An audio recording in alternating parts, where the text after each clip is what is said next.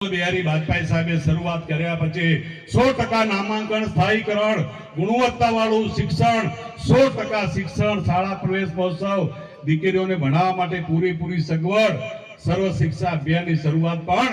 એનડીએની સરકારની અંદર અટલ બિહારી વાજપેયી સાહેબે શરૂ કરીને આપણા દાહોદ જિલ્લાની અંદર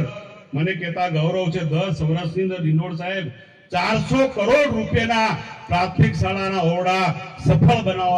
બનાવવામાં આપણે સફળ થયા છે। 400 કરોડના ઓરડા સંજેલી તાલુકામાં 10 વર્ષની અંદર 181 ઓરડા 16 કરોડના આપણે બનાવ્યા છે। કસ્તુરબા ગાંધી વિદ્યાલય હોય, આપણા બાળકોની હોસ્ટેલ હોય, એમ કેન્દ્ર સરકારે મોદી સાહેબે